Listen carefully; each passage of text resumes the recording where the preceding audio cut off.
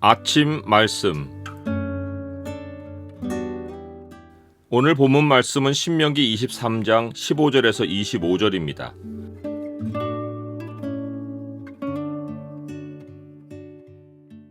오늘 본문을 명령의 창으로 보면 하나님 백성이 자유에 대해 어떤 태도를 보여야 하는지가 보입니다.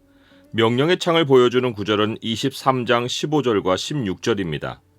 종이 그의 주인을 피하여 내게로 도망하거든 너는 그의 주인에게 돌려주지 말고 그가 내 성읍 중에서 원하는 곳을 택하는 대로 너와 함께 내 가운데 거주하게 하고 그를 압제하지 말지니라.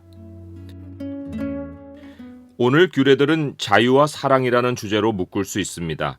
십계명의 서론이 나는 너를 애굽 땅 종되었던 집에서 인도하여 낸 내 하나님 여호와라이고, 십계명의 두 기둥이 하나님 사랑, 이웃 사랑이어서 모세가 십계명을 중심으로 율법을 설교한 신명기의 모든 규례는 자유와 사랑이 중심 뼈대입니다.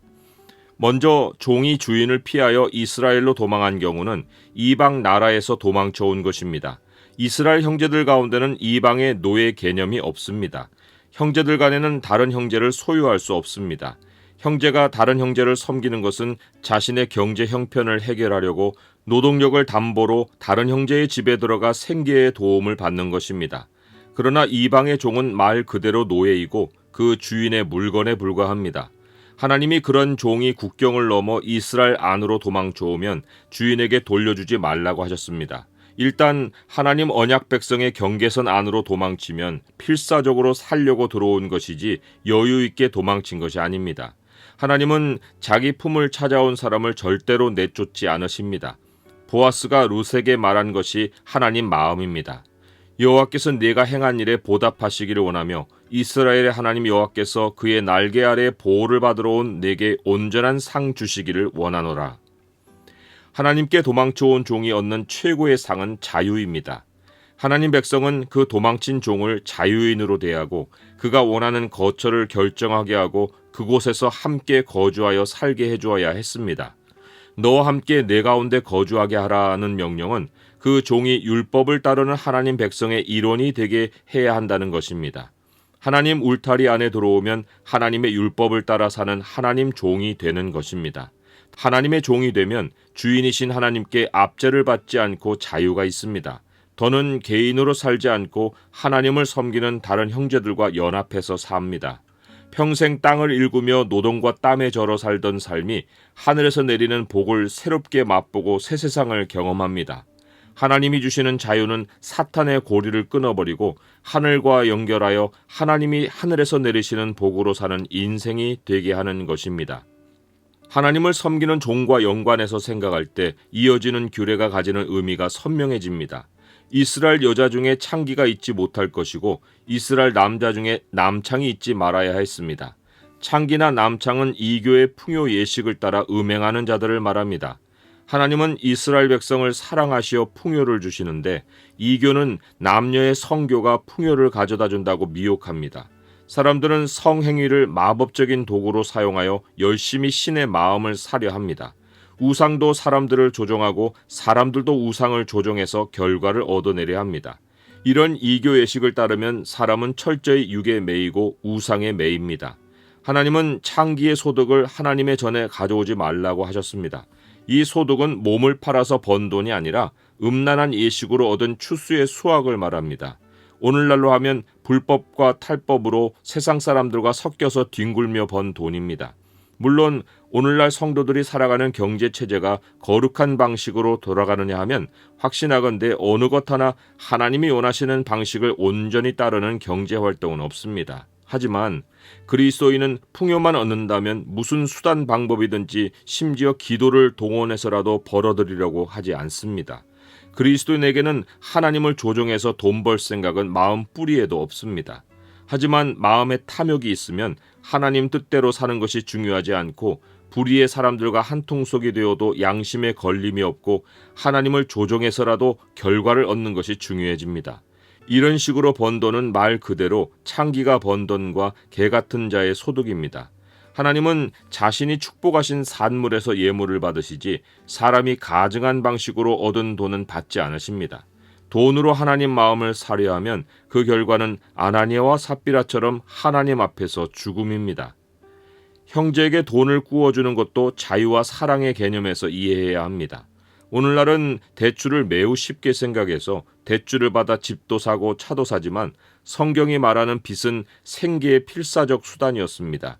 농사를 망쳐서 당장 생계의 위협을 받을 때 형제에게 찾아가 양식을 꾸는 것이 빚을 얻는 유일한 경우였습니다. 그래서 하나님은 형제끼리는 철저히 이자 받는 것을 금하셨습니다. 이것을 어기고 이자를 받는다면 창기의 소득처럼 결과는 죽음이었습니다. 에스겔 선지자는 별일을 위하여 꾸어주거나 이자를 받거나 할진대 그가 살겠느냐? 결코 살지 못하리니 이 모든 가증한 일을 행하였은즉 반드시 죽을지라 자기의 피가 자기에게로 돌아가리라고 했습니다. 형제에게 이자를 받고 꾸어주는 것은 살인행위였습니다. 국경 밖의 타국인과는 무역거래로 돈을 주고받는 것이어서 이자가 허용되지만 형제의 생계를 볼모로 돈놀이하는 것은 하나님이 그냥 넘기지 않으십니다.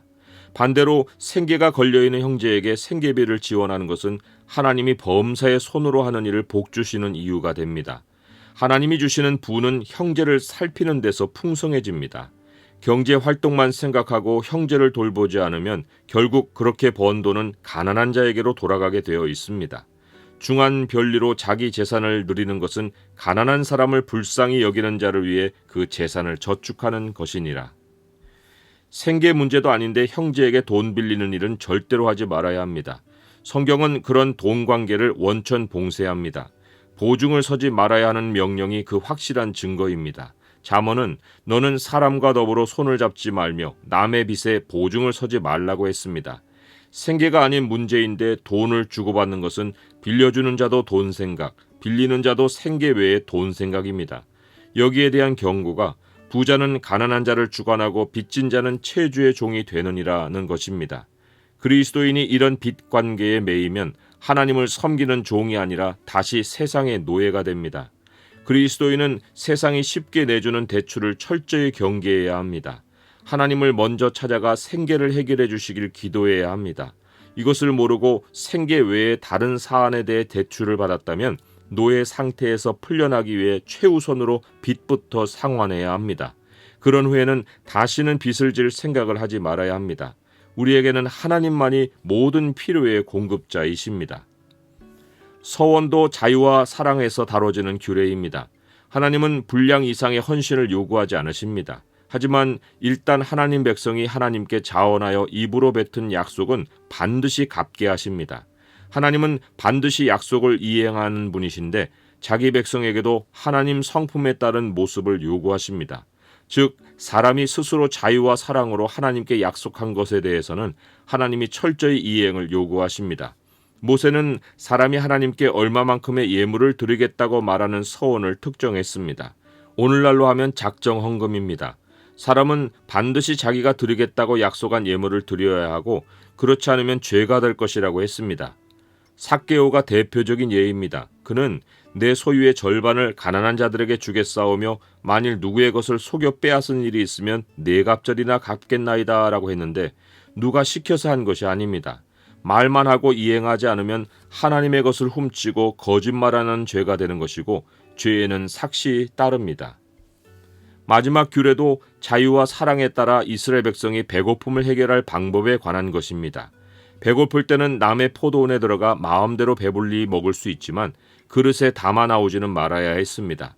자신의 자유도 있지만 다른 사람의 소유도 사랑하고 돌보는 원리를 따라야 했습니다. 하나님이 주신 자유와 하나님을 사랑하고 이웃을 사랑하는 마음은 하나님 백성이 율법 아래 살면서도 눌려 살지 않고 생계를 염려하지 않으며 마음껏 삶을 누리며 사는 길이었습니다. 이러한 삶의 원리는 영원한 하나님 나라의 삶을 이 땅에 반영해 보인 것입니다.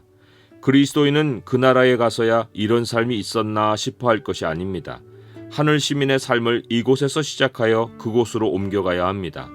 하나님이 예수 그리스도 안에서 주신 자유와 사랑을 더욱더 깨달아갈수록 하늘 시민의 삶은 우리 안에서 더 깊이 자리를 잡고 빛나게 될 것입니다.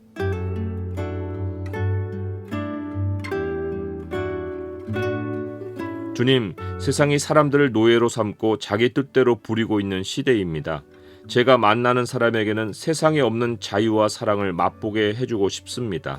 주님이 제게 주신 자유와 사랑을 늘 행동의 동기로 삼아 살도록 도와주옵소서. 예수 그리스도의 이름으로 기도드립니다. 아멘.